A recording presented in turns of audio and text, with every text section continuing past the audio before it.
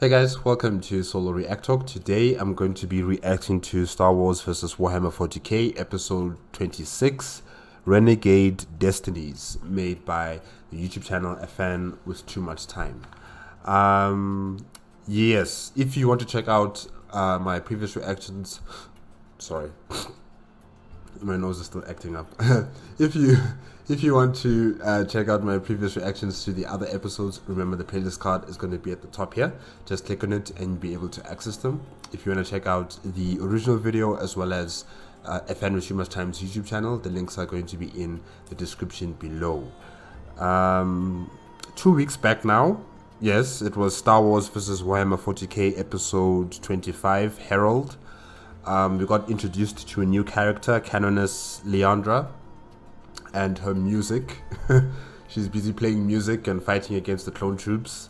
We got to see C-82 and 84. They are trying to escape the separatist vessel. And Iskandar Kaon as well as Anakin Skywalker are also joining forces and trying to escape their imprisonment by the Imperium of Man forces aboard the vessel that they're on. And what else happened? Oh yes, Mace Windu as well as some Jedi are still fighting against Sarfan. However, it's still not looking good on their side. I'm not sure what's going to happen with them, whether they're going to make it or whether they're going to retreat. I'm not entirely sure.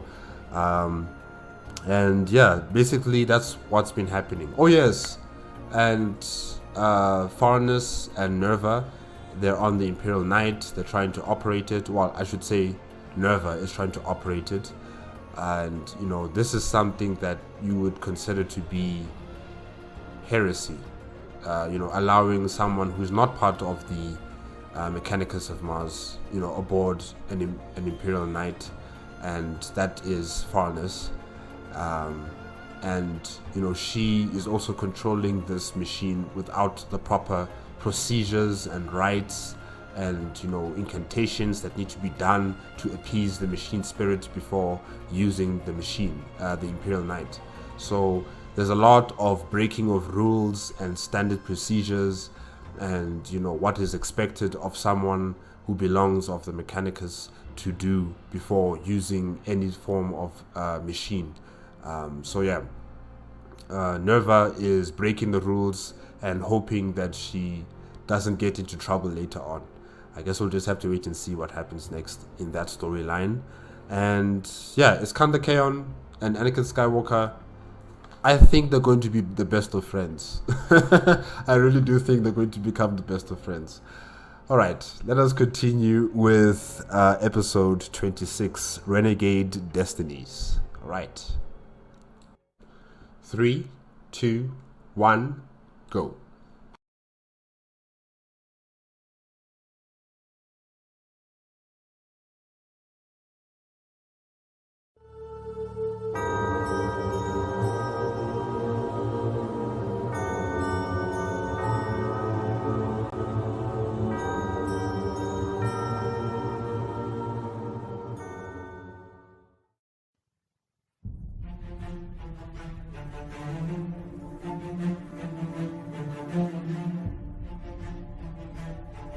If Jessica Jacobs is here, that means Nerva is in the storyline as well. Okay.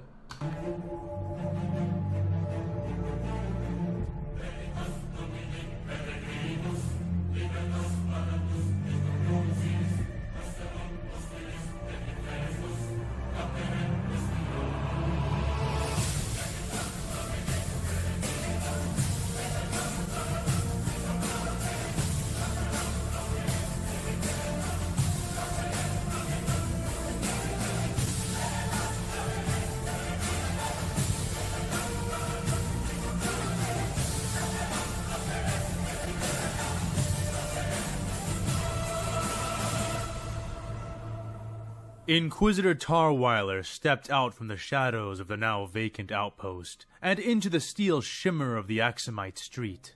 No. No. I don't like this guy. I don't like this guy. I don't like him. I don't. Ugh. He took a moment to pause and breathe in, long and deep. The rain, thick and chilling the air about him to almost freezing. It fell over his pale skin and black eyes in soaking sheets, so clean, so cold. The dead weeping of an entire world. Now, all Wyler needed to do was sabotage the central spaceport, and his box would be closed and ready to be lit aflame, with all the sacrificial fools still locked inside. So I guess he's still, executing his plan to make Axum the Cadia 2.0. How the Imperium of Man is going to lose on this planet, and it's going to galvanize the rest of the forces in space, the battle fleets, to unite and to have one strong, cohesive force against, the forces within the Star Wars galaxy. Is he still trying to do that? This man. This foolish man. His man, Major Flecken, was yet waiting at the Basilica of Salvation, ready to do his duty at a moment's notice, awaiting only Tar's command to act. Tar had done everything to ensure the man's success, and the man in question was a capable and loyal agent. He would have no trouble reaching the inner sanctum of even the most guarded place, the Inquisitor having disabled the vast majority of the security and detection systems between the Major and his goal ahead of time. And even were he to be confronted, the prized equipment he had been given before the battle would suffice to defeat any sister and cause enough chaos in the process for his duty to be done. And what is this weapon? And, as a bonus, the Major would assume that taking possession of something like a void grenade would double as an assurance of his own ultimate survival. Wait. Is there a difference between a void grenade and a vortex grenade? Is there a difference between the two? Or is it the same thing? Poor fool. The Inquisitor grinned his shark's grin, rain clattering on the white teeth. The Major was no doubt considering how best to preserve the use of the valuable weapon, either to keep for the future or to return back for the Inquisitor's favor. What? There's no coming back. You're a tool. What the man could not know was that, as far as Tar was concerned, that grenade had already been thrown. It was a shame to lose such a man as Major Flecken, but ultimately, pieces were meant to be exchanged, not hoarded. And the exchange was worth many times the value of the piece. This one world would set the stage for the entirety of the war to come. For here, all the most troublesome forces within his own command would die. Here, too, would he plant the seed that he would soon water and grow into the weed which would finally strangle the Skywatch and remove their troublesome interventionism from the board once and for all.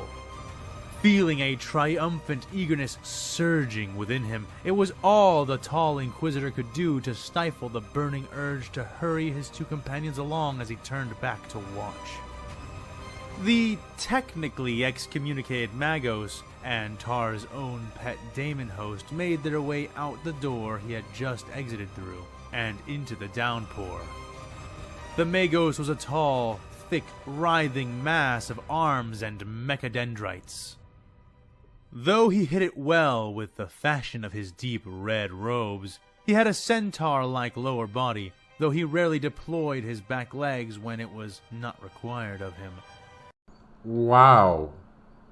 A centaur? Interesting. When deployed, the metal-faced, single-eyed priest of the machine god could achieve terrifying speed. Right now, however, the ancient and mostly concealed heretic Magos was taking his time, as was the monster who followed after him.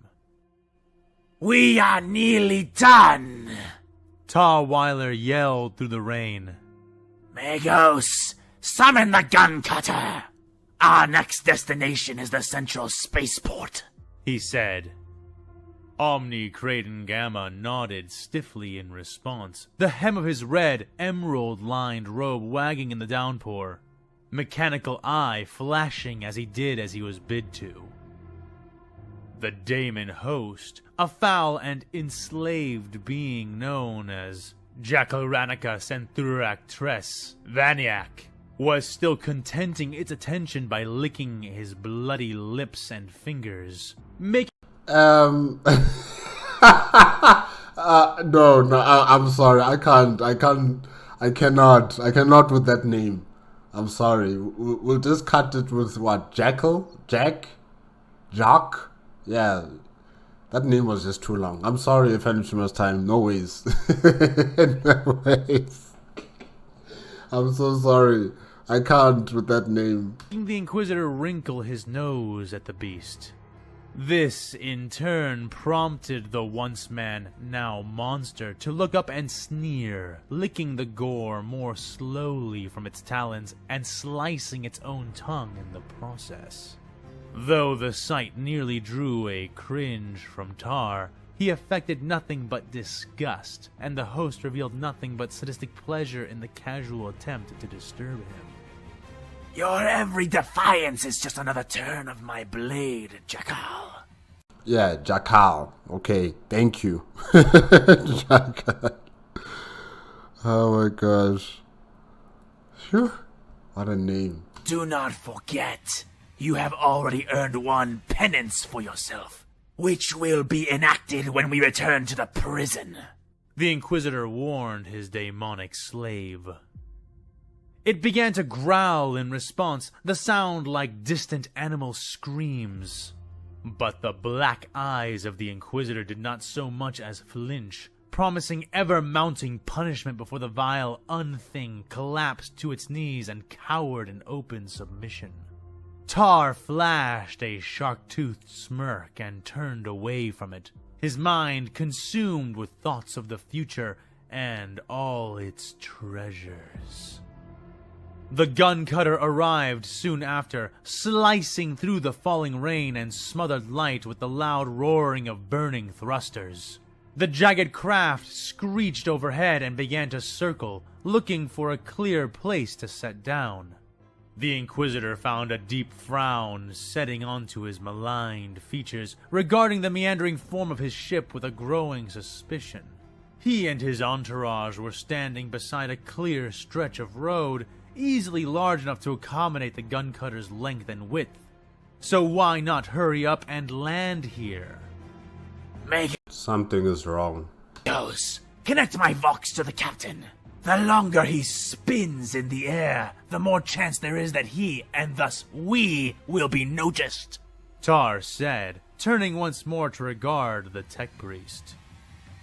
There was a pause then, and after a time, Omni Kraden answered in a way which chilled the blood of even Inquisitor Tar Weiler. Response: Negative. Communications Fell. 18.7 seconds ago. Captain Sol Van Rierentlo is currently Unreachable. droned the forbidden Magos. So this Magos has got a lot of voices, you know? It's like a mechanical one, and then it's a human one, and then it's a different human voice and a different mechanical voice. Okay. So we have no access to our own Voxnet at this range? Asked the Inquisitor. Response: Affirmative. We do not. The Inquisitor paused briefly then, breathing in once more, but this time sniffing the moist air like a weary hound. His mind put together the clues he had access to, even as his nose began to pick up the faint whiffs of ozone, burning, and blood. A spike of adrenaline heated him, and he snapped back around to fully face Omni Kraden. Get back inside the outpost, both of you! He ordered, black eyes darting. Make haste! We are about to be... He began to say, suddenly silenced by the searing howls of blaster fire. The Inquisitor whipped around at the sound, drawing his thin-bladed sword from its sheath in one fluid motion as he invested it with the power of his mind, making the blade a focus point for his tremendous psychic might. Come on, clone troops, don't be afraid of this man. Defeat him. He slashed the air, the wave of power which followed the wake of his sword emanating out and colliding with a sudden torrent of blue and green bolts, scattering the blaster fire in a spray of energy and smoking rain. Following the unexpected hail of near death and audible even through the consistent drone of the rain and distant thrum of thunder, was the blood-curdling roar of thousands of enraged clone troopers. Tarweiler craned his head and watched as a white and yellow horde of false men came pouring over the lip of a nearby suspended avenue, which Judgment Day hung above and slightly to the north of their current location. The clones were coming down almost right on top of them, and the mad replica had not stopped blasting. The Inquisitor became a blur of motion, sword and power whipping out and driving away the deadly lines of plasmic weapons fire. "Go!" he ordered, voice frantic as he did his work. In response, the Daemon host wrapped its arms around Omnicraten Gamma's midsection, pulling itself and the Magos into the dark confines of the outpost, the door slamming shut after them. Relieved of his burdensome charges, the Inquisitor leapt to the right and began to dodge and duck the shots that came for him. The Replicate forces were descending rapidly, desperately even, and already those carried aloft by jetpacks were directly contending with him, swooping low and close as they discharged their weapons. Tarweiler reached out with one hand, a gesture he used to channel his psychic powers, snatching one of the flying clones out of the air with invisible fingers. The false man hung, jets burning as he flailed and kicked in the air, though he could struggle only briefly. Weiler waved his hand, swinging the Replicate warrior across the air, catching 4 other flying troopers in a veering line, as he used the initial warrior as a lethal projectile. But no matter what happens, guys, don't stop. Don't stop. Keep pushing. the clone's brothers gave answer right away, homing in on the man and beginning to swarm. Tarweiler bounced torrents of blaster bolts back all the while, aiming to strike the Republic army which was ambushing him, but finding himself becoming outpaced and overwhelmed by the sheer sudden numbers which came for him. Additionally, the Replicate seemed possessed by a fervor and frenzy that the Inquisitor had not expected to find amongst the limp wills born from pale, cloned flesh. It's called revenge. Yeah. Furthermore, he had planned everything about this plan, and had replanned each time he had received the opportunity to view the current situation in any broad sense. And from that planning, Tarweiler knew that these clones in particular should not be here. They should have been stationed at the park to protect the Republic's artillery support. Wait a minute, aren't these the same, aren't these Isla Secura's clones? Isn't it them? Then who are these? Okay, protecting the artillery. I can't remember which one is that. It's not Bile, because Bile is dead. Maybe Commander 65. Okay, Commander 65. Alright. That army somehow arriving here made absolutely no sense whatsoever. They would not abandon their positions, and the Imperial forces sent to stop them would not be enough. He knew this. And yet, here they were, fouling his designs. Look, sorry if I finished most time. I'm happy that they're here. I'm happy that they're here and they're going to try and beat this guy. I'm happy. You know, I don't really care, you know, why they're here, you know, how did they get here. It's too late to ask questions like that. They're here now. Let us see if they can actually beat this guy. Okay? We need this guy to die. I want him to die. I want this Inquisitor to die in this episode. He needs to die. I'm tired of him. So, guys, good luck. Keep pushing, keep fighting. A dozen clones from their lines, tossing them into the yawning void between the elevated platforms and streets, before cooking 3 more jet troopers mid-flight with a redirected scattering of blue plasma. Wyler activated another one of his precious digital weapons, issuing forth a lance of strafing black light from a bejeweled ring he wore on his free hand.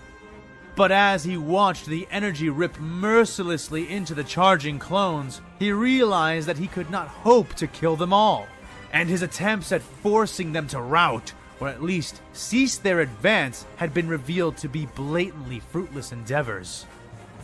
These replicae had been driven raving mad, a point emphasized a moment later when 4 of the jetpack-mounted troopers drove straight down into the Inquisitor, each carrying a stolen Imperial weapon in their hands.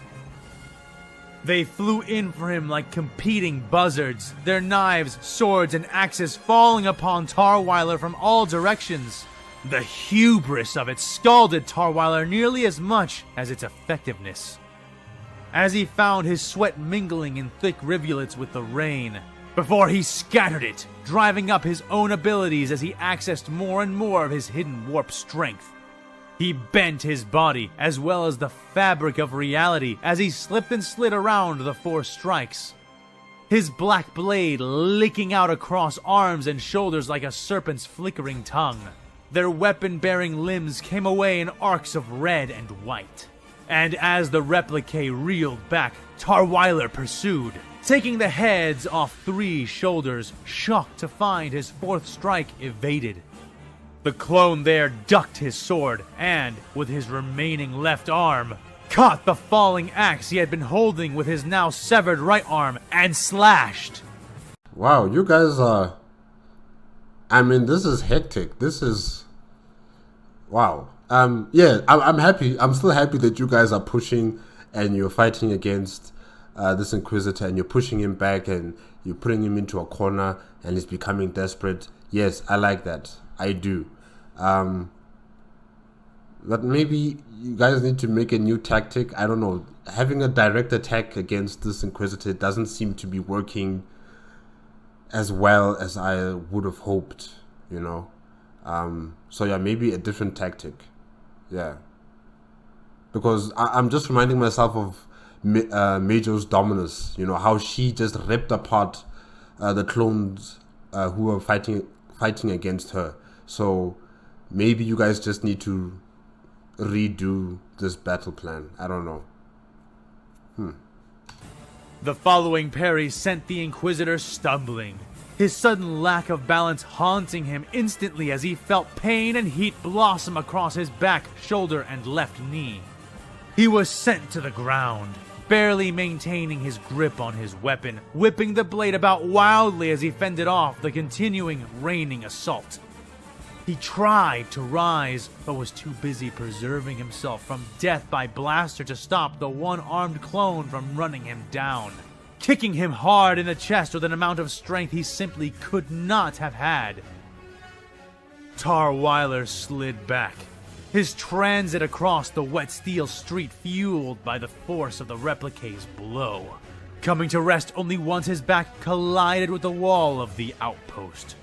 He felt heat spill over his lips as he coughed blood onto his pearly white shark's teeth, and squinted through the rain and the sudden pain of several broken ribs to look up at the clone who was menacing him. The Inquisitor found a brief reprieve from the blaster fire of the others, and the one-armed clone stood over him, shielding him in his shadow.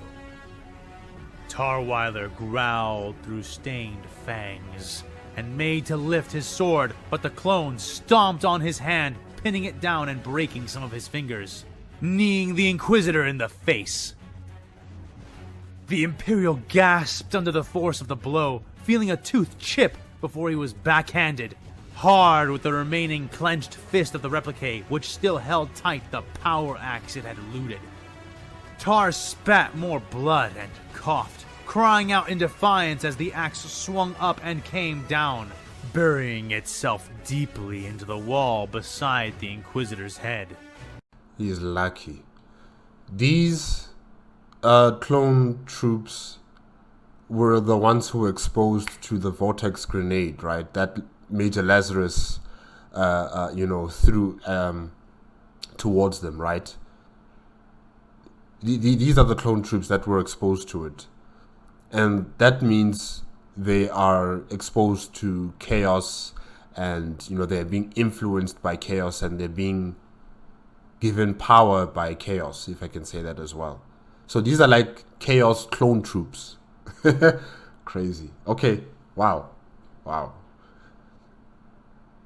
I still want him to die, though. I still want the Inquisitor to die. So, yeah, kill him, and then we'll figure out what we can do about you guys later. Just kill this guy first. That's all I'm asking. Kill him, and then we'll figure out what we can do about you guys later. And maybe the Jedi can put you out of your misery. I don't know, but yeah. Just do this for me, please. He needs to go.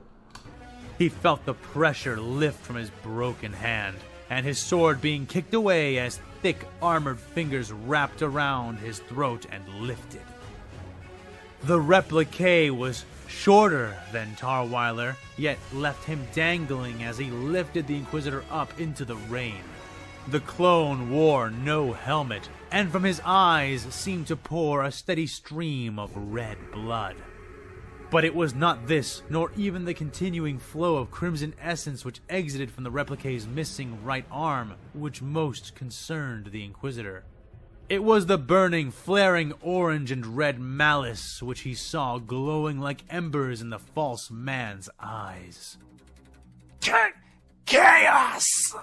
Tarweiler managed to choke past grit, bleeding teeth. Acting with the typical arrogance of the great enemy, the clone confirmed his suspicions, the red blood pouring out from his shoulder, congealing and thickening, becoming red bones, then sinew, and then reddened skin, all before their eyes. Whoa, okay, you guys have got a chaos god out there who's becoming your benefactor. Someone's blessing you with their powers. I wonder which chaos god is it. Or maybe it's not a chaos god, maybe it's just a demon, I'm not sure. But wow, regenerative abilities. Okay.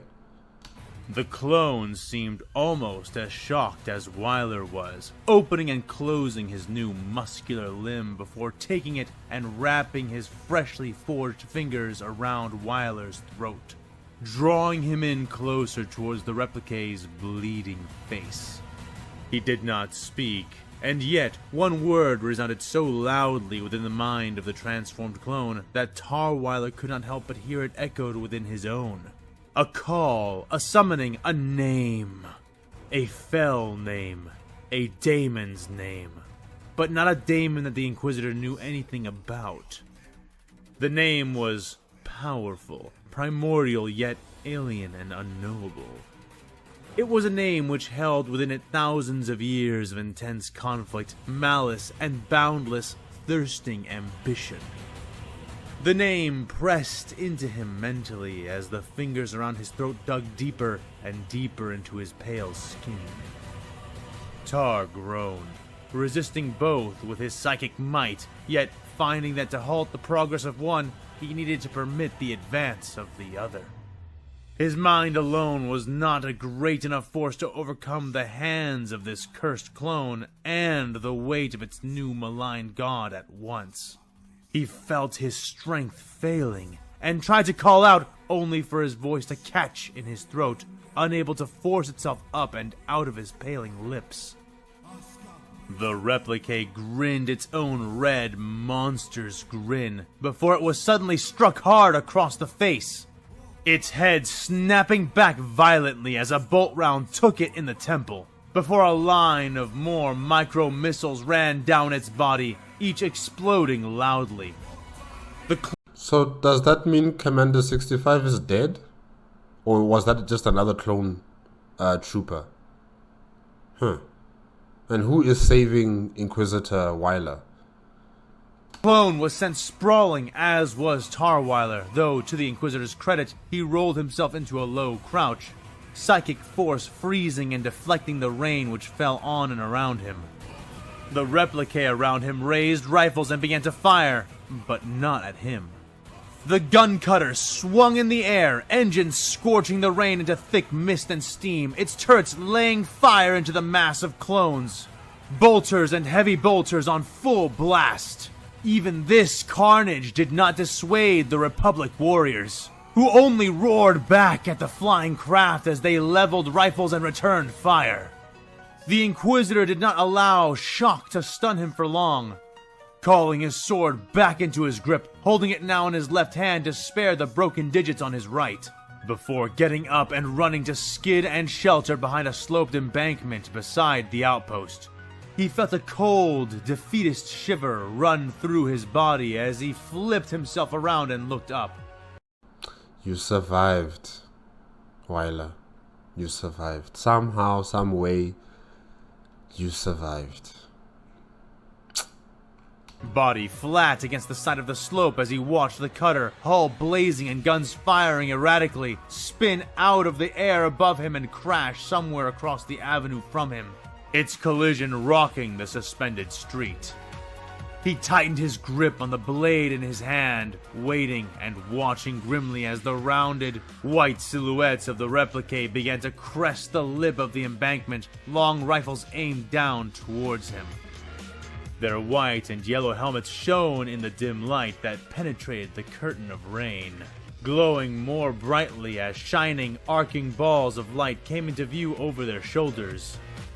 The replicae seemed to pause to observe these, and the Inquisitor grit bloody, broken teeth and took advantage of the second he was given, punching up with his broken hand and angling to fire another digital weapon.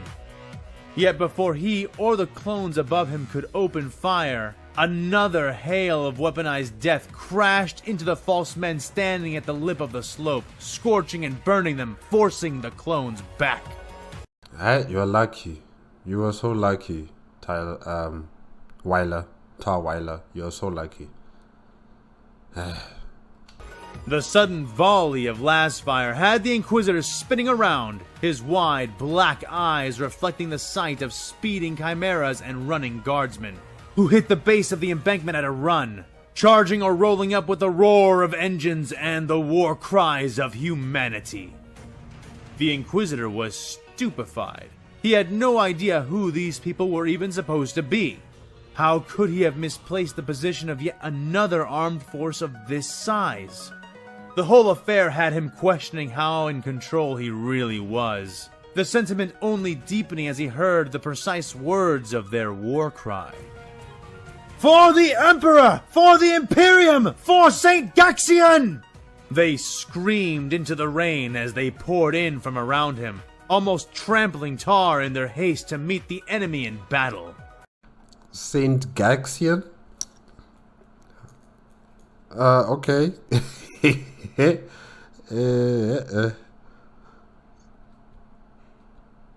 Gaxian. Okay. But who are you guys?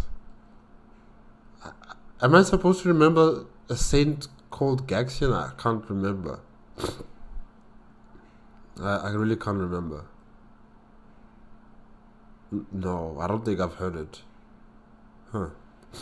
One of them did stop, looming over the Inquisitor, the tall silhouette denoting the man as a commissar. The red-garbed man reached down, taking the Inquisitor roughly by the forearm and hauling him up to his feet. "Inquisitor Tarweiler, I presume," the man said. The Inquisitor nodded his head, standing up straighter and spitting to the side before responding in earnest. "Indeed, you have my gratitude, Commissar." "Terandor," the man said. "Terandor? As in Command Squad Terandor? Weren't you and your whole column—" the Inquisitor began to say. "Annihilated? Very nearly, Inquisitor, very nearly. But no. As you can see, we still live. And we are still fighting. We'll try..." I'm trying to remember you guys. I'm really trying to remember you guys.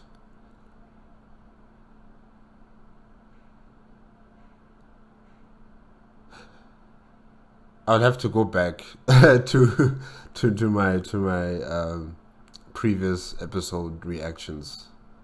Yeah, I think I've forgotten about you guys. I'm sorry. I will rectify that situation. But yeah, I've forgotten about you guys. Tried to secure the crew of that cutter we saw go down, but no promises. The Commissar said, striding forward and past the Inquisitor, power sword drawn, bolt pistol held tight in his other hand. Wait, Commissar! Make sure to keep your men out of that outpost. That's an order. Tarweiler said to his back. Terrandor paused then, but did not turn back around. Acknowledged, Inquisitor. Will you be requiring anything else? He asked. Yes, Weiler said, raising his voice to be heard as another chimera creaked and wheeled up and past them to engage the enemy. Who or what is Saint Gaxian?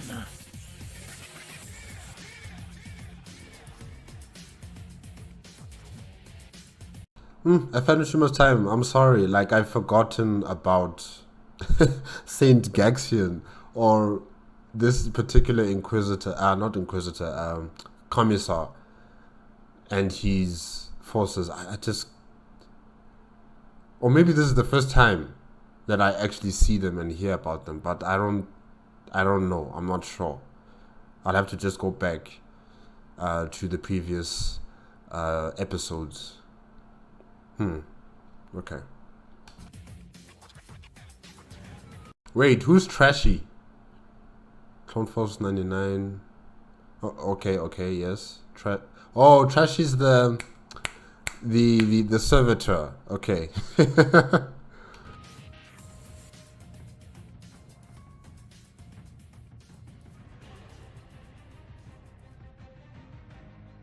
How much Vadatek? The leader of Clone Force 99 asked. The wary clone commando subtly scanned their surroundings again as the four continued to follow the thumping, clunking wake of their hijacked servitor. Tech stood just behind it, holding a datapad which was linked into the back of the machine man's skull, viewing the contents of its mind such as it was. He'd found that, by doing this, and fiddling with its thoughts for a bit, the brainy clone was now able to control the droid man almost as efficaciously as General Skywalker had.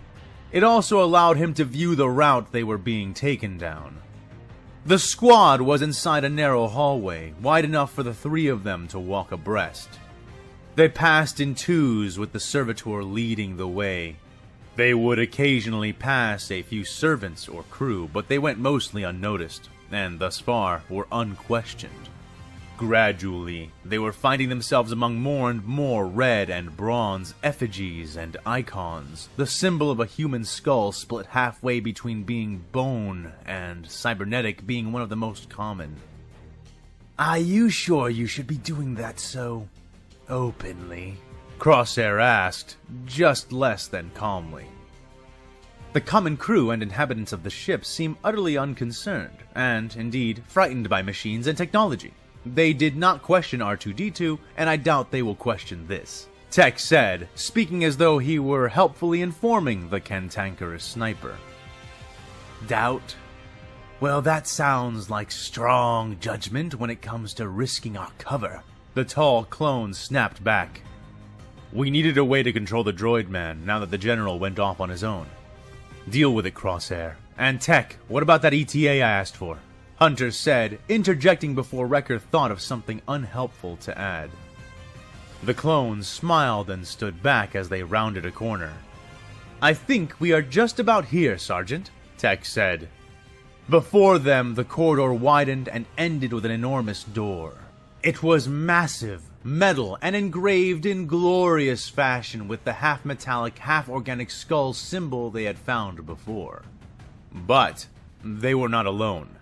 Two droid men, much like the one who guided them, stood to either side of the doors. Aside from being larger, these two new examples of the machine men differed in that they seemed primed for combat. Both having an excess of red armored plating and both wielding sparking, club-like weapons at the end of each arm in place of hands. "What now?" asked Crosshair. Get ready to fight. "Simple. I'll simply allow our half-machine friend here to continue on his way and grant us access. Those two guards up there ought to allow him and us to pass unmolested." That is a very big assumption there. you don't know for certain if they'll actually allow the servitor just to walk through this big door, you know? No. Tech, I don't think this is right. But let's see what happens. "Better not molest us," Wrecker said with a brutish laugh, clapping his fist against his palm. "What makes you so sure they won't get in our way, Tech?" Hunter asked as they continued to approach. "Well, our guide is returning here naturally, so I imagine he's allowed. As for us, I've noticed that, just like our droid men, all others we've seen thus far are subservient to humans, or at least ignore them. Without someone here to signal us out, or some alarm to let them know something is amiss, they will probably just let us go through," Tech explained. Hunter watched the two sentinels they were approaching, noting how their heads seemed to smoothly and mechanically track their approach. "And you're certain about that?" Hunter asked. Tech shrugged in response. "Probably." Hunter sighed at that answer and lifted. Get ready for a fight, guys. I'm sorry. No. Lifted his hand, signaling silently for Crosshair and Wrecker to hang back, which they did, both shouldering their weapons. "Okay, Tech, unplug from that thing for now," Hunter said softly. Tech looked at him with a perplexed expression. "Whatever for?" he asked. "Because I don't think it's a good idea to be right next to him while he opens that door. So hang back with me. We'll catch up if it all looks up to standard," Hunter said.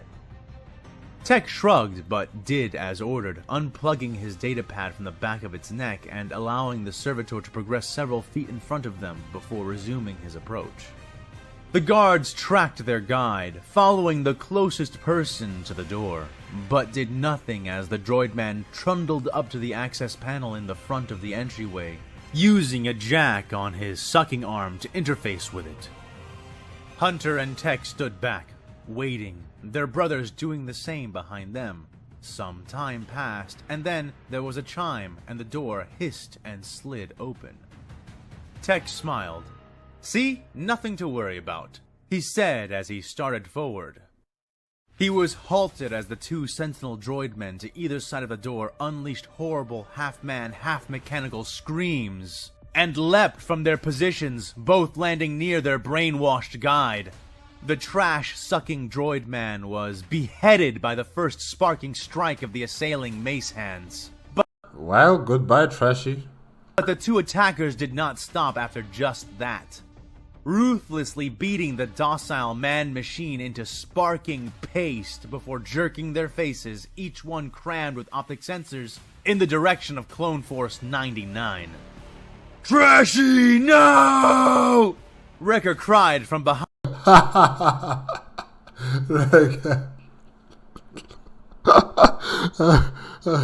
Oh gosh. You didn't even know him. You didn't even know it, I should say. You didn't even know it. Come on, Wrecker. Come on, man. Behind the first two clones. In the same moment, the large metal doors began to squeal and slowly close behind the pair of hostile servitors. "Go now!" Hunter yelled, drawing his vibroblade and dashing forward. Clone Force 99 moved not a heartbeat behind, Tech drawing his blaster pistols, and all four charging down the hallway towards the droidmen, even as the droidmen wheeled about, charging them back an instant later. Bird-like mechanical legs stomped in terrifying tandem as the servitors came for them, side by side. Mace arms held up and out to swing. Tech opened fire, but found his blaster bolts bouncing and glinting off the thick red armor the two droid men were encased in. Crosshair, running while sighting down the targets on his scope, saw and noted that, also noting that they were not armored in their entirety. Their ears seeming to be a spot of lessened armored protection. Factoring that into his approach, he tossed out his thumb-sized deflector discs, sending out the small, magnetized plates like shuriken, adhering them to specific spots along the wall.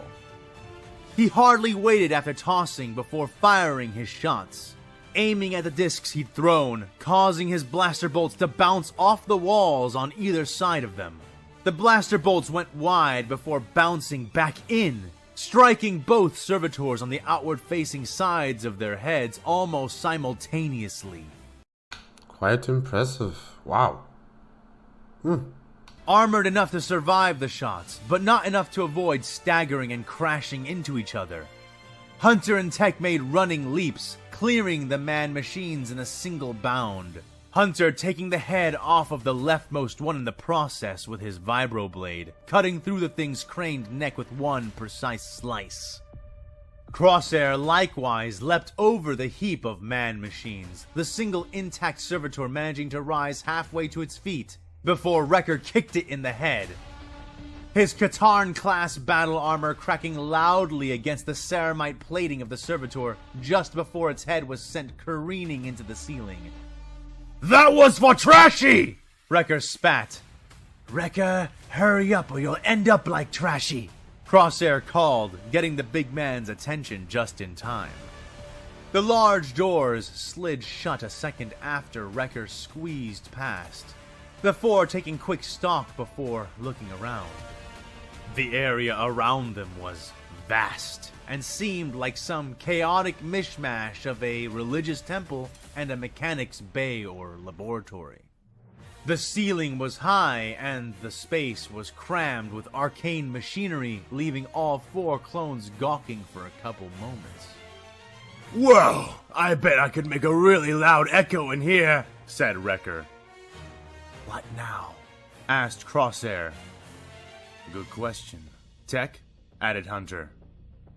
Tech seemed almost lost as he observed the area, data streaming across his goggles in thick, revealing trails. You know, sometimes I forget how big, the Imperium of Man vessels really are. You know, they go for kilometers.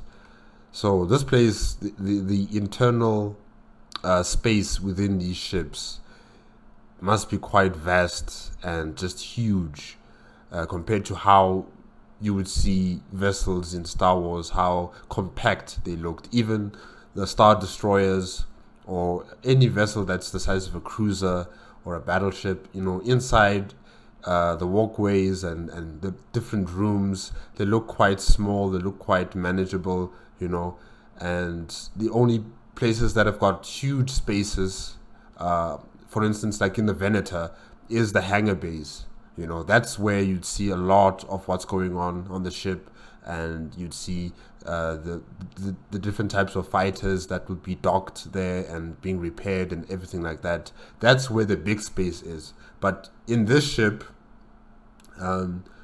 going into this room, I don't know which room this is exactly, but you know, it's a very vast and huge space where the Mechanicus priests do something in there. I'm not sure what exactly, but yeah, you know, it just shows how big these vessels are and how much space is inside these vessels, where they can do whatever is required of them.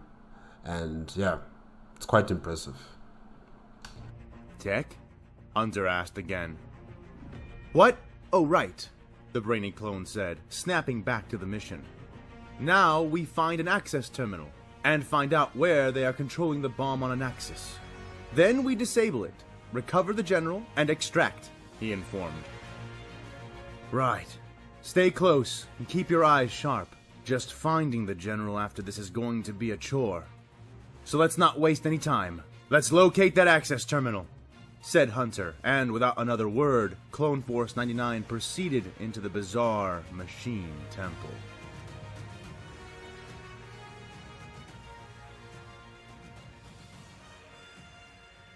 Ooh, Anakin and Iskandar. Alright, let me just write that down here. Okay.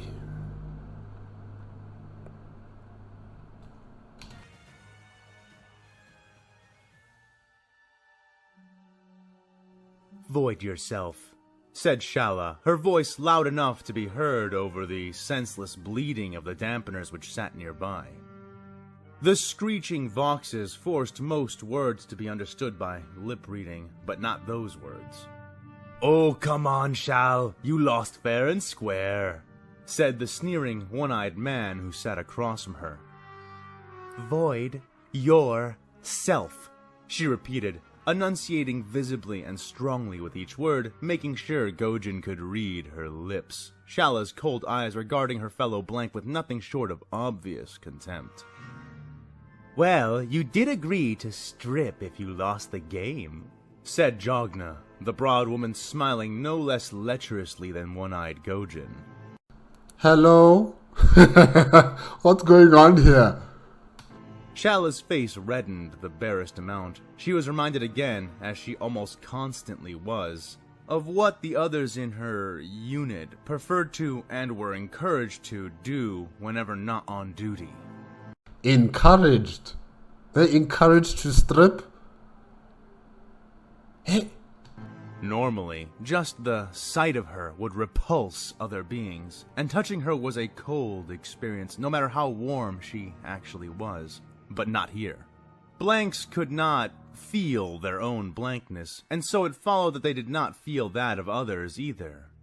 And placing a bunch of touch-starved degenerates like them in one place was already an open invitation to the collapse of all moral and physical discipline. Oh, I see. Okay. Alright.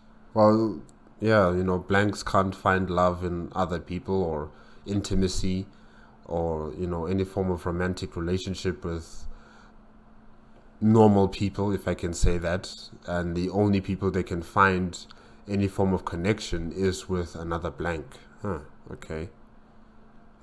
It's encouraged. Interesting. Throw in the fact that their inquisitorial sponsor actively encouraged such practices, and the result was obvious. Shala and Jogna were the only two females left in their unit who were not on maternity leave. While Shala did not shun intimacy herself, she had no interest in playing the role of an anti-psyker broodmare for Inquisitor Weiler. Wow, I did not even think about that. I did not even think about blanks, having children who are also blanks. I just did not think about that. Wow. And did AFanWithTooMuchTime say it was Inquisitor Weiler? Yeah, this guy. Hey. And even if she did want to experiment with that kind of experience, Gojin was among the last of all human beings on her list of all possible people that she would ever share a bed with. Maverick, R9, and Jolus were not far behind on that list either. Mercifully, only Maverick was present from that mismanaged compilation of character flaws. As for Jogna, she was still here because she had no interest in men, but a very particular interest in Shala. She felt a shiver cleave its way down her spine as Jogna licked her lips. "No, I did not," Shala said in defense of herself, speaking coldly and logically. "Gojin suggested it. You agreed and pushed me into this chair. Then Maverick tossed out hands to everyone, and you both told me we were playing 7 Stakes, when we were actually playing Fortress," Shala explained curtly. Maverick's bespectacled face bounced up from his cards, looking confused and dismayed all at once. "Wait, we're not playing 7 Stakes?" he asked no one in particular. Shala felt her hand slap her face, palm resting over one eye. "No, you must have misheard it. Damn dampening voxes. lied Gojin, laughing, adding his own horrid noise to the constant sound. Shala closed her eyes and took a breath, letting the cacophony eat up everything else, turning the chaos into tranquility, at least for a few seconds. She knew the logical explanation for the Vox dampeners. They existed to prevent any of the prisoners above them from screaming or transmitting any sound that could reach them. Her mind was warded from direct psychic information, but there were many things in the great void of creation that mankind was never meant to know. She actually appreciated the precaution when she had first been recruited. Now, she often found herself wondering what would actually drive her mad first. The discordant sounds firing from the Vox, or an actual eldritch secret. Unfortunately, she had also concluded that it was a moot point, since she would be driven to a bloody rampage by her companions far before either of those two options could rend her mind.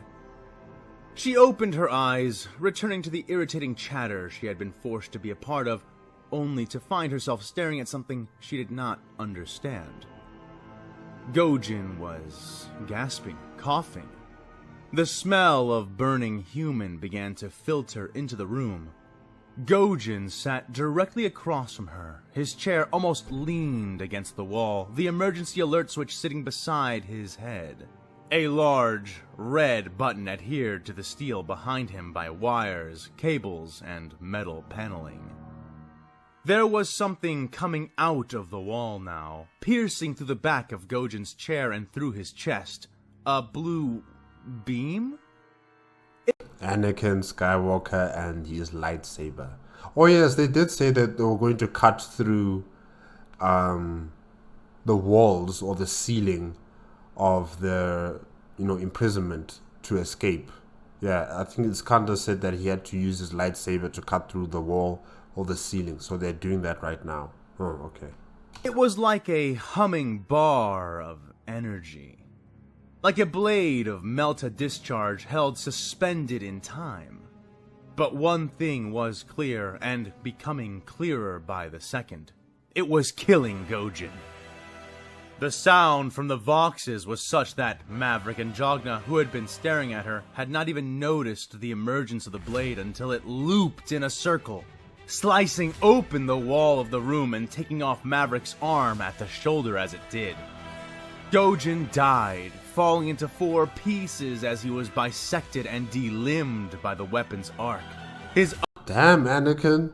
upper torso falling forward onto the table and cards, his lower parts remaining seated as his arms dropped away, single eye wide and blind as he collapsed. Jogna kicked back and away, her trained muscles cording in learned behaviors and moving before any of them. Maverick followed, falling out of his chair, screaming his lungs raw as he hit the ground and flailed mindlessly, cupping the burnt stump of his severed arm, legs kicking as his eyes rolled in pained frenzy. Shala, for her part, was frozen by the whole event. What was happening? They were under attack? Why had the attack come through the wall and not the ceiling?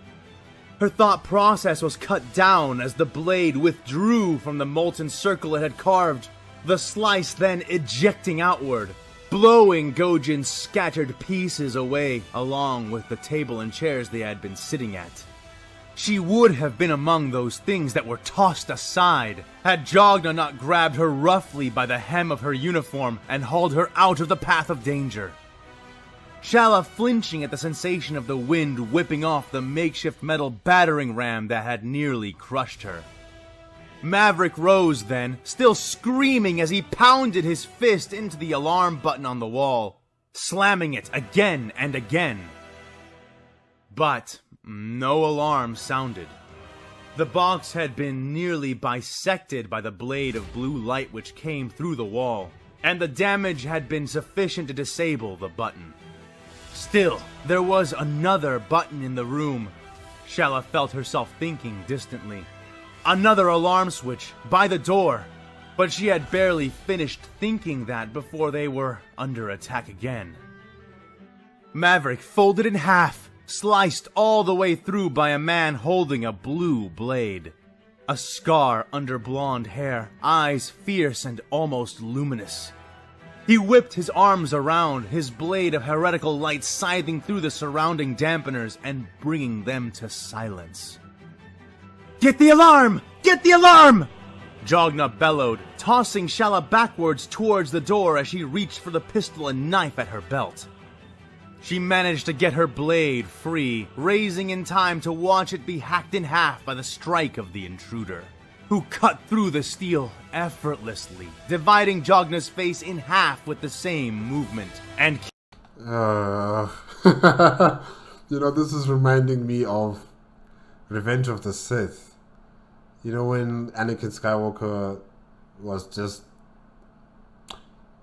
he was just cutting down all of those separatist leaders on Mustafar.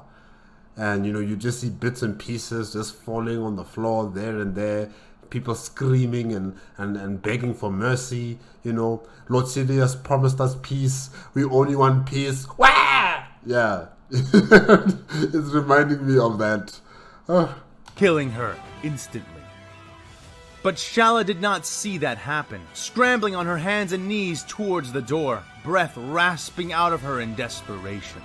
The Jedi behind her had time to react, to throw his saber to intercept, but hesitated at the notion of striking a crawling, helpless combatant from behind. That moment of morality was all Shala needed to activate the alarm, but while Anakin hesitated, Kaon did not. Emerging from the hole in the wall like a raven's shadow, the armless Marine sped from the breach at an unnatural pace, catching her head between his splayed toes and slamming it into the wall, dazing and pinning her there. Kaon balanced on one foot, his other raised, dexterous beyond what most would expect of a creature so large and so wounded to be capable of. I'm trying to imagine that. Really, I'm trying to imagine that. How is he able to do that? That's crazy. She grunted in pain, teeth clenched together, hard breaths gusting spit and drool from her mouth as his foot crushed her against the wall. She opened bleary eyes, and there could see it, the button. "Forgive me, Shala," said the fallen Astartes, the literal demon who held her tight between the digits of his feet. "Had I arms, my balance would have allowed me to crush your skull instantly. There would have been no pain. But I'll do my best to make it quick," he said. Her heart was painfully pounding in her chest, her blood ice and fire conjoined by sheer, unspeakable panic. But through it all, she could see it. The button. The alarm. She reached for it with her free hand, and Kaon twisted his foot. Crack! Shala's arm fell limp, far short of her goal, and the sense of her body left her. But she did not die. Still seeing from her eyes, neck broken, but still alive, a new utter horror began to fill her up. Kaon bent his knee, bringing his head closer to hers. "I am sorry," he said, letting her collapse to the ground, something she could only feel from her head as she hit the floor like a sack of potatoes, dazed just enough by the impact to not see or understand Kaon's descending heel, as he crushed her head against the floor, gore churning and spattering. Ugh, Anakin groaned, wiping. At least he said he was sorry, but man, does it have to be like this? Do you have to kill them this way? Bloody gray matter from his robe. Was that really necessary? Anakin asked. Kaon nodded without orienting towards him. "Yes," he said with certainty. Not the stomp, Kaon. The wall.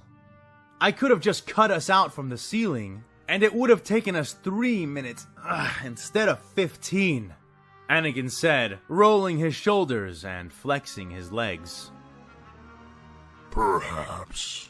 but the ceiling is reinforced with adamantium. Even if your weapon could cut through it, I doubt it would have managed it quickly enough to avoid raising the alarm. Given the choice between the two, Kaon began to explain. Better to be crammed into the walls for 15 minutes than crammed into this room with the rest of the ship, Anakin concluded. The Chaos Space Marine nodded. Okay, fine. Then where to next? Where are they keeping this weapon of yours? Anakin asked, leaning against the wall and taking a deep breath. He could feel the Force returning to him, but it was still smothered, only about 1/10 of the connection he felt normally. Kaon nodded his head and walked into the center of the room, seeming to pause and think. this wall. He said after a time had passed. What's behind that wall? Anakin asked. More blanks, Said Kaon. Anakin sighed heavily. We don't have time for vengeance, not right now. We need to get to this armory as quickly as possible, and preferably without killing our way to it, if we can avoid it, he said. I agree. Said the sorcerer. But to reach and use the weapons I need, we're going to have to create a free space.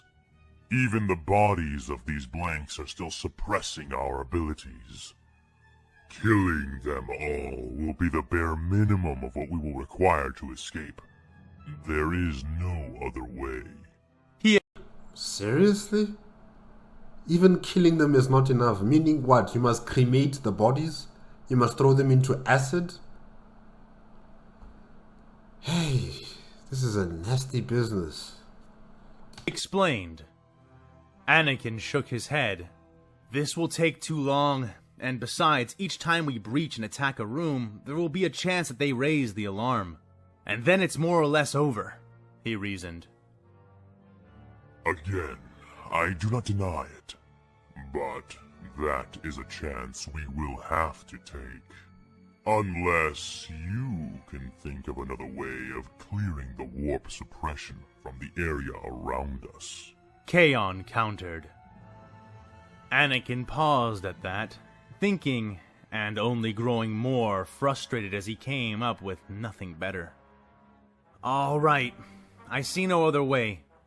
But if we are doing this, then you're going to need to help me, he said.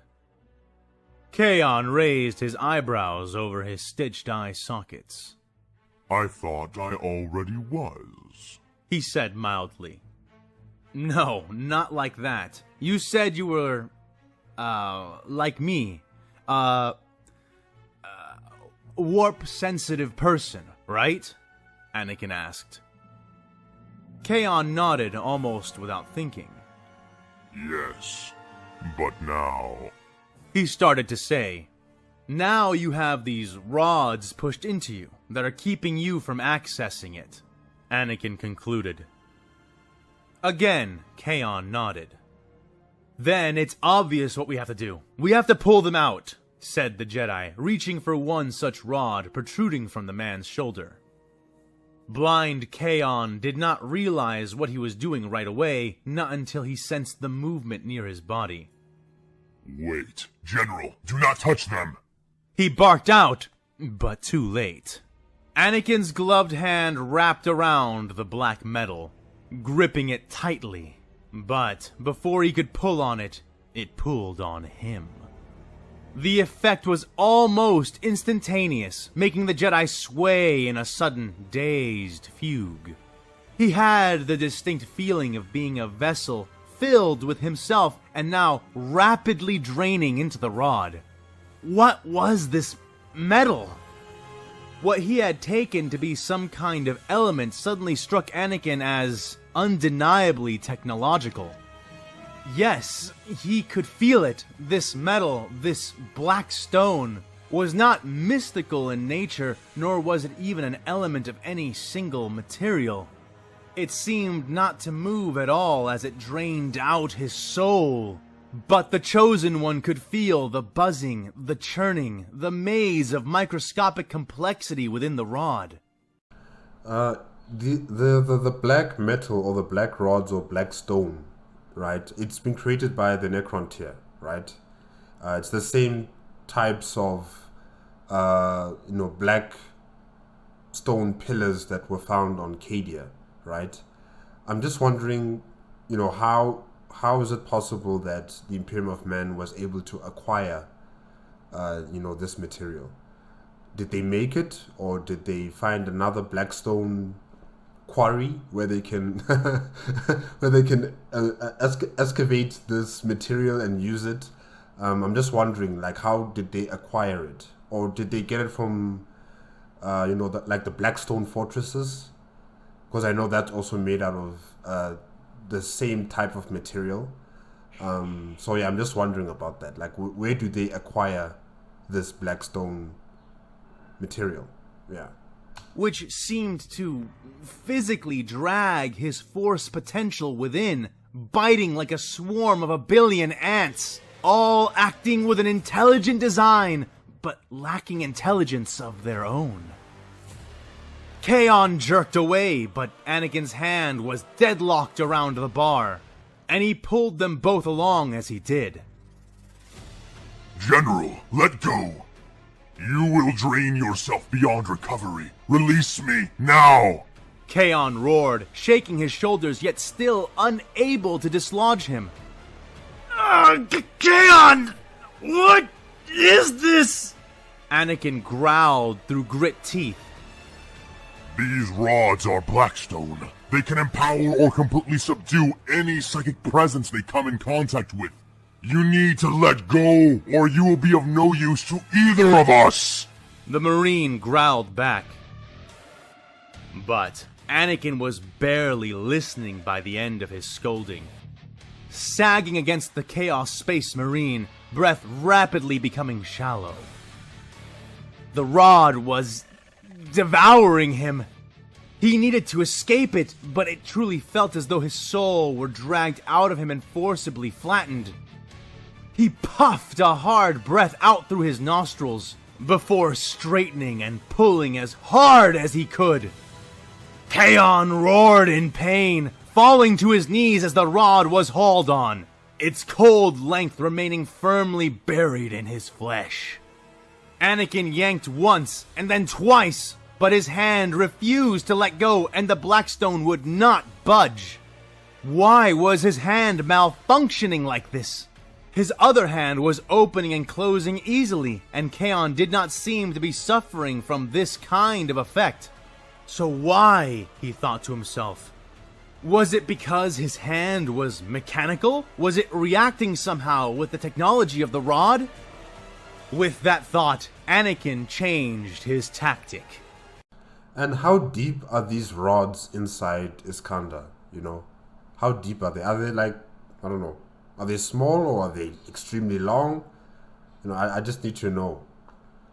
Because this guy is moving around with no arms, just 2 legs, just moving around, very flexible, able to do things that are, they're frightening. How he can kill people with his feet, and he has these rods inside him. So I'm just wondering, how long are these rods exactly?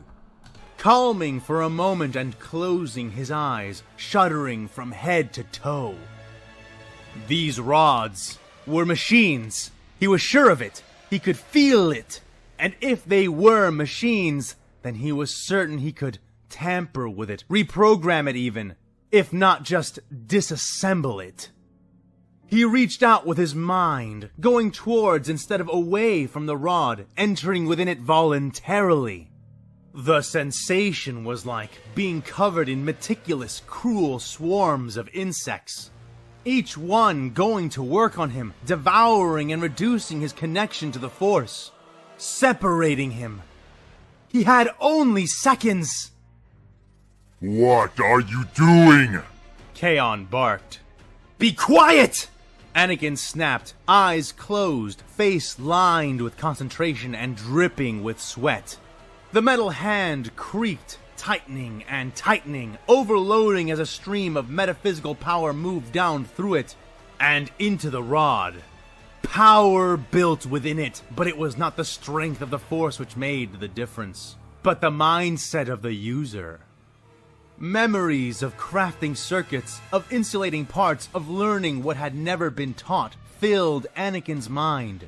C-3PO had been the first great result of his natural technical ability, conjoined with his status within the Force. Now, in this moment, in this dark place, came the second. The rod seemed to thunk, but not physically. Kaon felt it more than he heard it, and then heard Anakin gasp loudly, feeling the weight on his shoulder lessen as the Jedi managed to release him at last and fall away. But Kaon's attention was immediately shifted away as a new sensation permeated his shoulder and sank into him. His empty, stitched eyes widened and strained as he felt power flowing and circulating within him. It had been so long, but it was not the same. It took Kaon a few moments to actually understand what the Jedi had managed to do. So Anakin reversed the polarity of the Blackstone rods. Instead of them suppressing Iskandar's powers, it's now amplifying them. Sorry about that. I didn't realize, Anakin began to say, sitting on the ground, coated in cold sweat and looking paler than was healthy. You reversed its polarity. You changed the black stone from a suppressive force like those of the pylons on dead Cadia to an amplifying force like those found on Blackstone fortresses. The Space Marine muttered to himself. Okay, so the Blackstone fortresses amplify. Oh, okay, that's interesting. Kaon? Anakin asked, eyes narrowing. The Chaos Space Marine straightened and turned to regard him, almost as though his sight had returned. Can you do that again? He asked. Anakin's brow furrowed. Can I do what again? What happened? He asked. You changed the rod. You made it an amplifier in place of a suppressor. Such things have been known to happen, but not from a psychic influence. And what happens if he does that again and, his second rod is also turned into an amplifier? What happens to Iskandar? Is he given more power than ever before, or is he just going to revert back to normal? Yeah, I'm just wondering about that as well. These black rods are quite interesting. Really, if there's a way to manufacture them, or if there's a way to, extract them from some planet wherever the Necron tier have, put them in storage or something, they need to collect them, because these things sound very, very powerful, very important, especially for warp-related incidents and, probably also like the Eye of Terror. If there's a way to close it or to seal it off or to try and shrink it with Blackstone, then definitely they need to find it wherever in the galaxy and use it for this specific purpose, to suppress the Eye of Terror. Because well, the only issue is that I don't know if the Imperium of Man is able to reverse the polarity like Anakin Skywalker. Yeah, because that looks like a very hard thing to do. Only technical skill can cause such things to happen. Right now, I feel my lost power, but I have 11 more rods impaled within my body. If you can do that again, Kaon said. I thought it was just 2 rods, man, like one here and then one here. 11 of them. Oh my gosh. Good luck, Anakin. Anakin grimaced, but then stood up and cracked his neck. So, if I help you reverse the rest of them, you will be able to help me take out the other blank rooms, right? He asked. No, Anakin Skywalker. If you can reverse all 11 of these rods, then we will not need to. With their power alone, I will be able to force open a space for us. And then, all we will need are my weapons, said the sorcerer. So essentially, it's not going to revert him back to normal, it's actually going to give him more power. Alright. And there's 11 of them. Anakin smiled wryly at that, and flexed his mechanical hand. Alright, then what are we waiting for?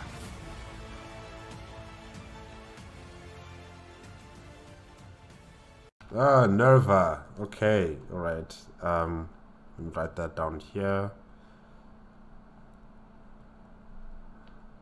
Faithful Flame.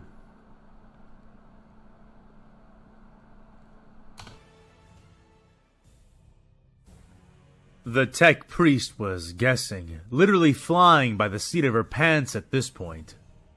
She had studied everything, from the ritual of becoming, the theories and logics behind the mind-machine interface of the ancient thrones, and even memorized most of the facts having to do with the understood components of the awe-inspiring war machine which surrounded her.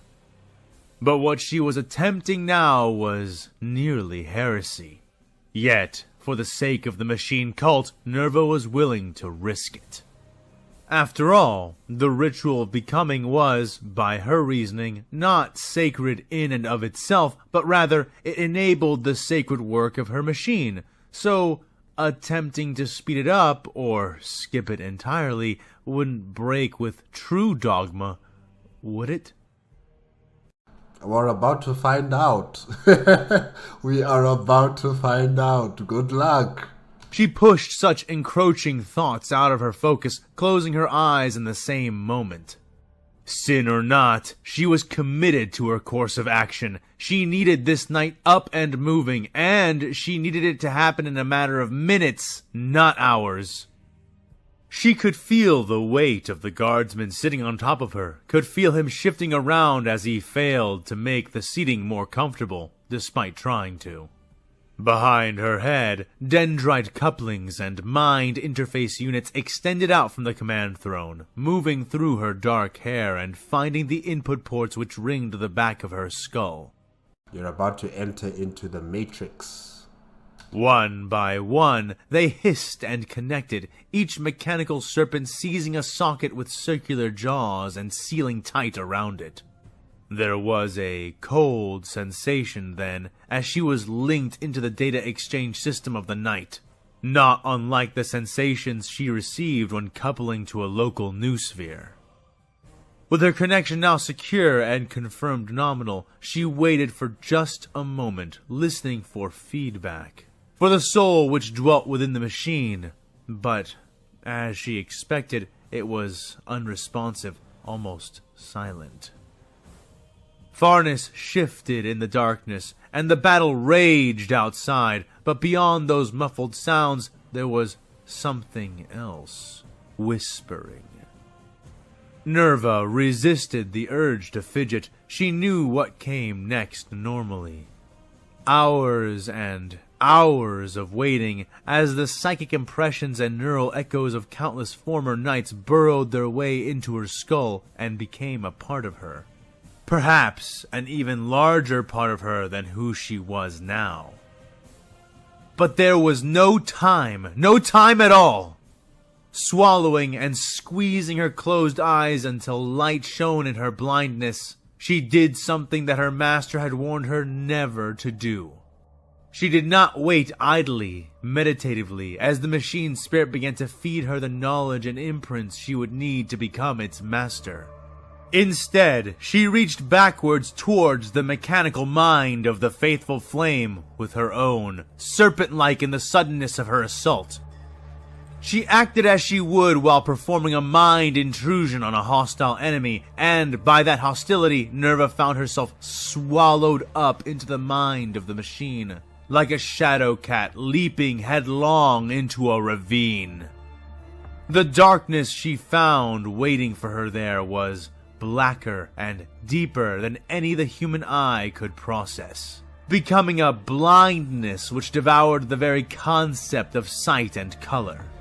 The sensation was so strong, too strong. Nerva tried to withdraw, seeking something, anything as a reference point, but like someone who'd fallen into a pit, she could but scrabble at the sides of infinity, not halt or even stall her descent. Like, imagine, guys, you're just falling into nothingness. You can't see in front of your eyes. Like, you can't see your hands, you can't see anything around you. You're just falling, and you don't know where you're going to land up. Oof, scary stuff. She tried to close her eyes, to shield herself from the darkness gnawing away at her identity through them, but found she had no eyelids to close, or perhaps no eyes to shield. She felt her mind stretching like taffy, pulled farther and farther apart, leaving her shivering, tingling as though she was hovering over the precipice of a final experience. Her last thought was, "Is this death?" And even that thought was a barely coherent sliver in the screaming ocean of her rapidly darkening mind. And then, like a rubber band being released just before the point of snapping, she was back. Hard breaths pushed in and out of her, filling her lungs in grateful heaves. Wonderful sensations spread back throughout her body, reminding her of what living was, and for many moments she could not but appreciate the sudden vividness of her life and continued existence. Such was her elation at life that it took the young tech priest and aspirant many seconds to even realize her sudden mutilation. She gasped a panic-ridden breath, rolling up from the flat floor she found herself on as she suddenly noticed her missing pieces, wringing her now incomplete hands together. Her eyes bulged at the sight before her as what was left of her digits ran over the places where she had been disassembled, verifying through touch what her eyes had already told her. Smooth, unbroken skin, 5 whole, flesh-composed fingers, and a nail topping each one. Wow, so in this matrix of the Imperial Knight, she is able to experience her full body and not, having all these mechanical parts like how she really looks like in the real world, if I can say that. Okay, wow. Nerva patted her body, finding that she was dressed in only thin, richly red robes. She touched her abdomen, her legs, her face. Gone. Her augmentations were gone. All of them. She tried again and again to access her extra-human additions and found herself without the sense of them or sign of their existence. Her eyes scanned her surroundings, looking first at the floor near her as though she might find her missing parts laid out beside her. But there was nothing.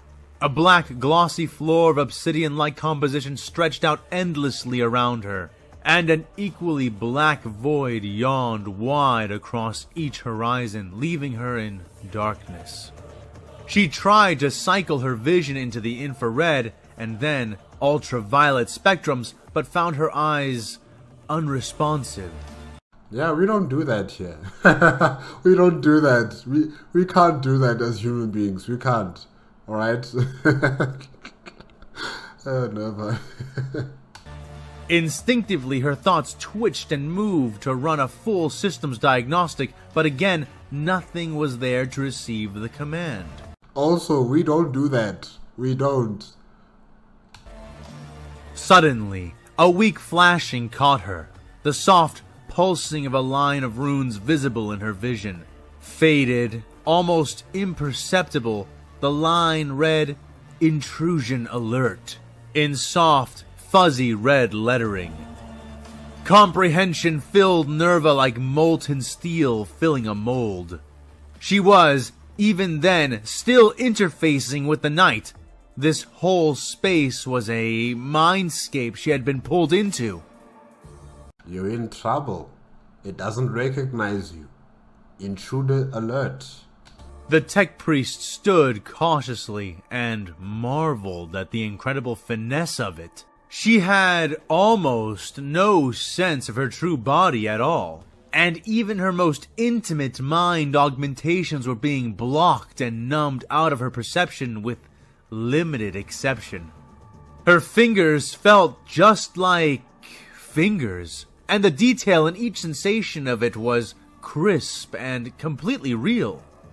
Perhaps too real, in fact.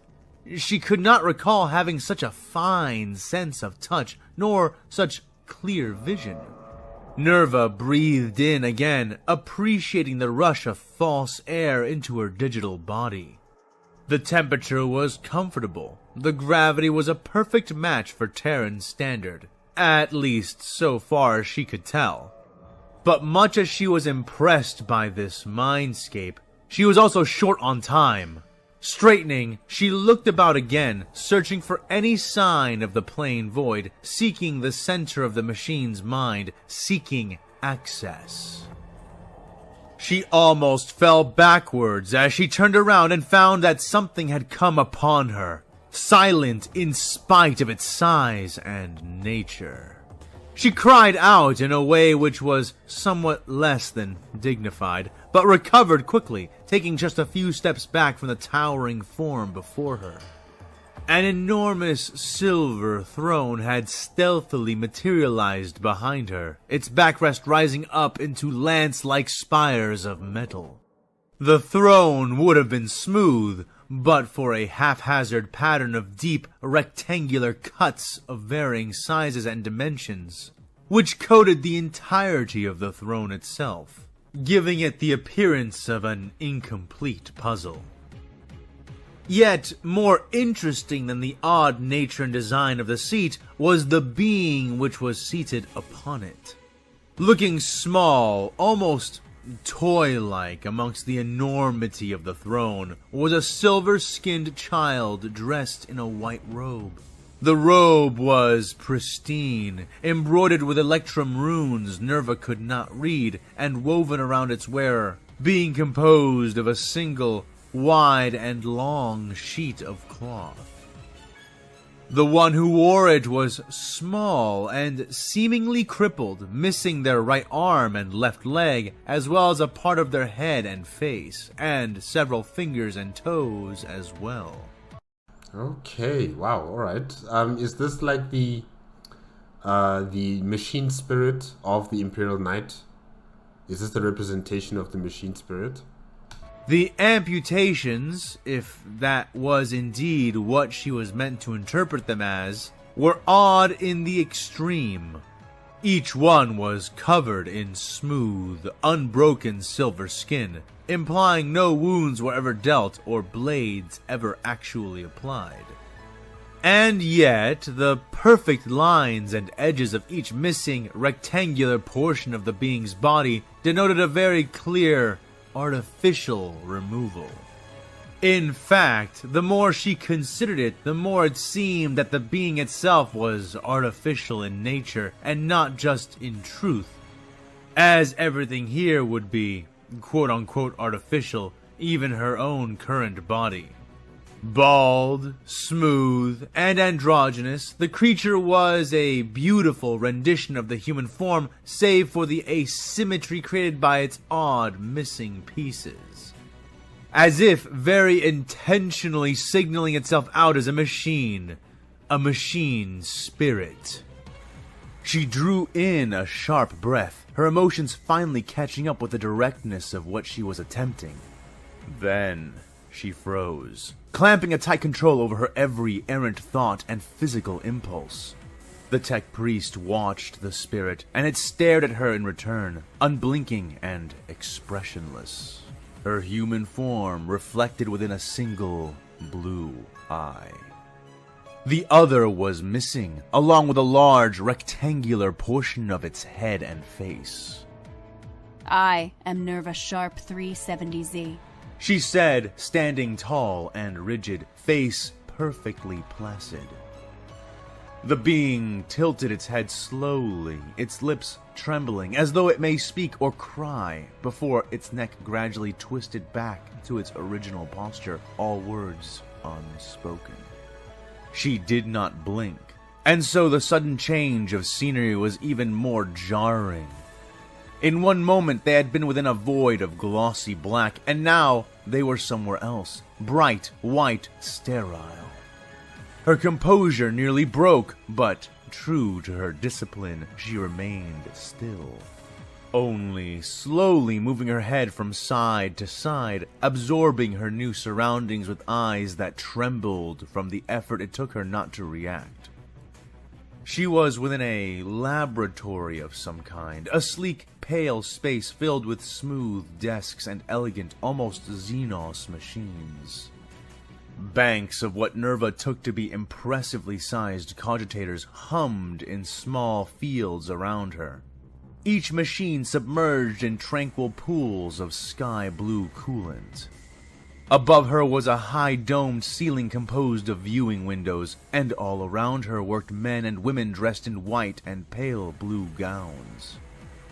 They seemed not to notice her as she stood there, and, looking back towards where the Silver Child had been, she found now only an empty throne being fussed and worked on frantically.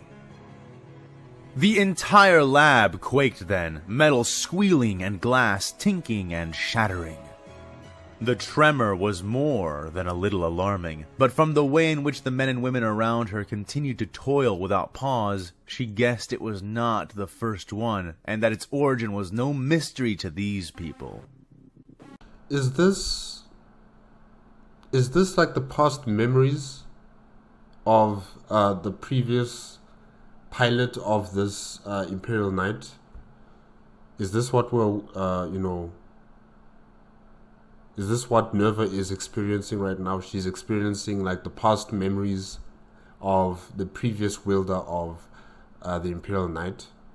Maybe that's what this is about. In fact, from the way they seemed to hasten their delicate work when the next tremor came, she suspected that their current task and source of whatever force was assailing them were intimately interlinked. A man stepped through her then, revealing her wraith-like nature in this space for the first time, his body breaking through hers like a bank of mist, though she felt nothing. From his unbroken stride, she surmised he did neither, and observed with interest as he approached the throne, and one of the women working on it nearby, a tall scientist, her face obscured with a surgical mask and heavy, augment-linked eyewear. In contrast to her, the approaching man wore a black synthetic jumpsuit, complete with port plugs for neural mind-machine interface and a shiny enclosed helmet. Like everything else, his clothing was sleek, yet it bore the defined, sharp lines of something distinctly unscientific. The same message was echoed in the candor of his every step. This man was no researcher, technician, or scientist. He was a warrior. The woman who was approaching him seemed to sense him in the last few feet and turned to face him, looking up from a technical datapad she held tightly in her hands. "It's not ready," she said to him, but the man was already shaking his head. "It has to be. We're out of time. Plug me in," he ordered. Was this during the Dark Age or Golden Age of technology? This warrior who's trying to, connect with the Imperial Knight? Wow. Man, this is far back. This is like hundreds of years, thousands of years back, That's a very long time ago. "Stop! You're not hearing me," the doctor insisted. "It is not ready. Your brain will fry like an egg, and we have no idea if you'll ever get conscious control of the Sentinel. We need to run tests, calibrate the—" "It is inside this city. he said. Though her face was hidden, the woman's posture spoke volumes. What? How? When? She started. Listen, it didn't get inside the city just now. It's been inside the city for almost 10 minutes. We are out of time, said the man in the black jumpsuit. Is this during the Iron Man rebellions?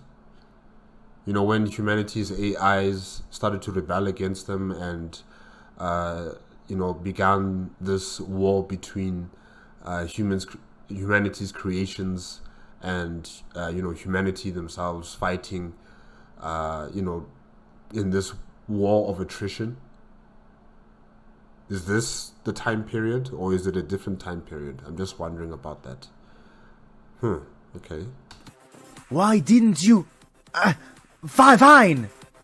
She relented, tapping away furiously on the datapad and stepping aside to allow him passage to the throne. The other technicians and scientists continued their feverish tinkering and adjusting all the while, even as the man sat down. Even as the mind link unit connected to the back of his head. But what are we going to do if we lose you? The woman asked him, not looking at the man as she spoke, instead working on her pad. The stark, white lighting of the room suddenly shifted in time with the sound of a loud klaxon, becoming a bright red. The change and sound of the alarm was followed shortly by the loud broadcast of alien words, the same the two had been using to speak. Nerva becoming cognizant of the fact that they were not Gothic of any kind, yet she had no difficulty understanding them. Integration attempt in progress. All personnel, please evacuate the chamber. Integration attempt commencing. Blared the loud yet calm voice over the hidden howlers mounted within the walls. Though most of the people in the room seemed to heed the warning in a hasty rush to escape, the scientist and warrior did not. She waited for his answer, and he gave it with little hesitation, speaking over the automated words. Move on to the next warrior, and the next plan, again and again, and do not mourn me until we are finished.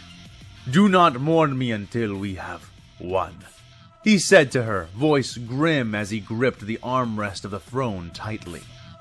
I wonder who are they fighting against, that would make these scientists and this warrior to be so desperate to activate this this Imperial Knight, Oh, but what do they call it? A Sentinel.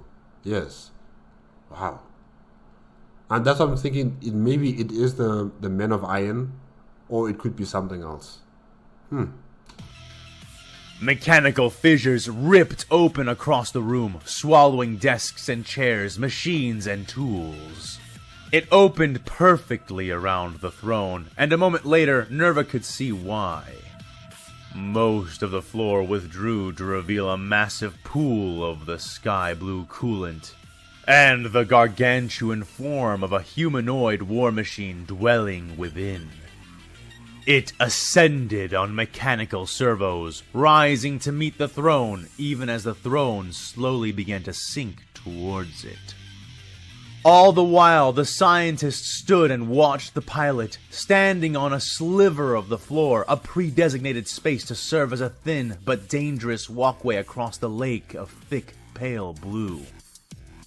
The superheated metal hissed as it made contact with the air, stirring wind and steam into existence, blowing the woman's lab coat out around her in wild drafts of wickedly whipping air. She stood like a pillar, watching the man descend into the mouth of the machine and be sealed within.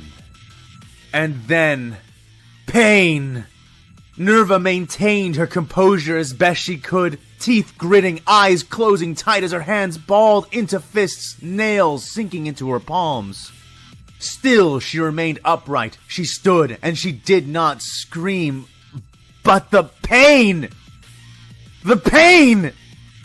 It was devouring everything, and it was growing worse and worse. Why are you showing me this? She managed to squeeze past the cage of her constricting teeth. She felt a hand fall onto her shoulder, and the pain ceased all at once, leaving her blinking, lightheaded enough to stumble, but kept steady by the hand. She looked to her right to see who it was, and was shocked to find the pilot standing there. Her own face reflected back at her off the glossy surface of his helmet. They had returned to the black void, though the silver child was nowhere to be seen. He took his hand away from her and pressed a release on the back of his neck.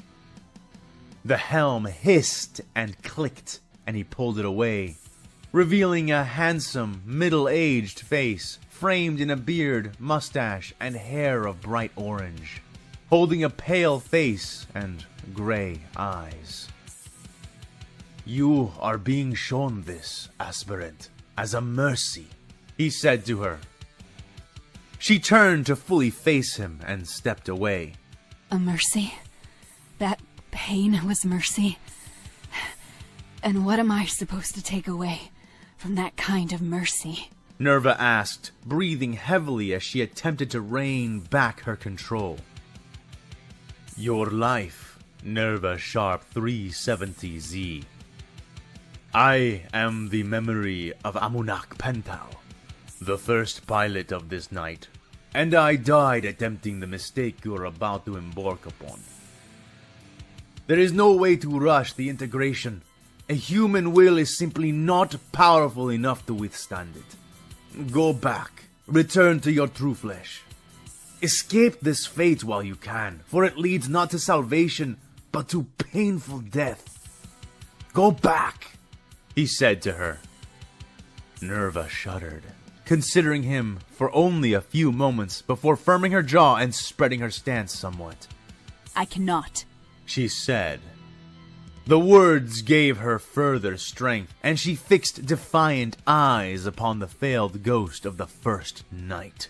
I will not. Oh, okay, Nerva.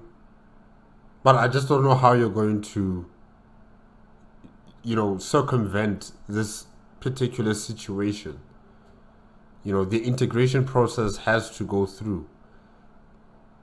I don't know how you're going to circumvent that, but we'll just have to wait and see. But wow, that was amazing. This was amazing. This short story with Nerva, definitely, this was amazing. Wow.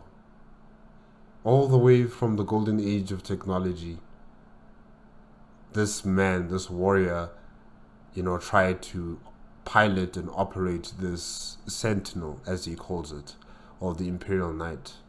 And we got to see his memories. We got to see how humanity used to be like, And I'm just wondering about the previous pilots of the Imperial Knight. Why don't they discuss about how humanity used to look like, Because I'm sure other Imperial Knight pilots, they also witnessed the memories of the past pilots. And aren't they curious to ascertain, like, who are these people? Why are they dressed like this? What happened during that time? Can't we go back to being people like them instead of us being half machine, half organic human beings? I mean, I'm curious. I'm really curious to find out what happened during that time. Wow. Okay.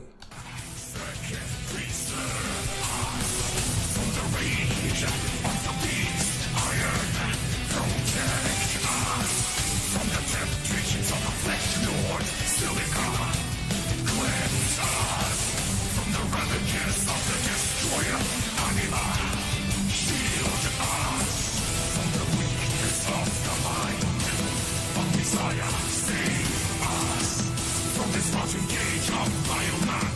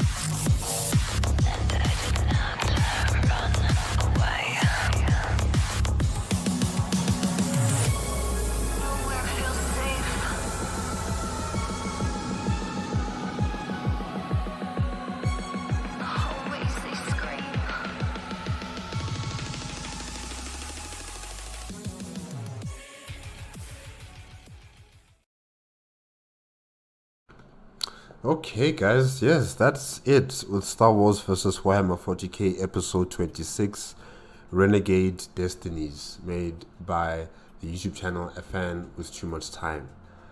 Wow, wow, wow, wow. You know, this last story with Nerva was very interesting. I really liked that. You know, I wanted to delve deeper into that, especially with, you know, the memories of the past pilots, especially like the first pilot. You know, what's going on in that time period? You know, is it during the time period of the, you know, the golden age of technology? You know, who's attacking? Why are they attacking? Was this like one of the first Imperial Knights to be built and to be used on the battlefield? You know, like, I have so many things to ask about that time period. So yeah, that was really, really interesting. That short story there, well done. AFanWithTooMuchTime, wow. I want more of that. Really, I do. That was really cool. And then there was, of course, the Inquisitor that I don't like. You know, Tar Weiler. Him and his associates, the demon host as well as the Majors, you know, all running away from these chaos clone troopers, which was also very interesting. I did not expect it to escalate to that extent, you know, so fast. So yeah, I'm kind of worried about those clone troopers. Like, what's going to happen to them now?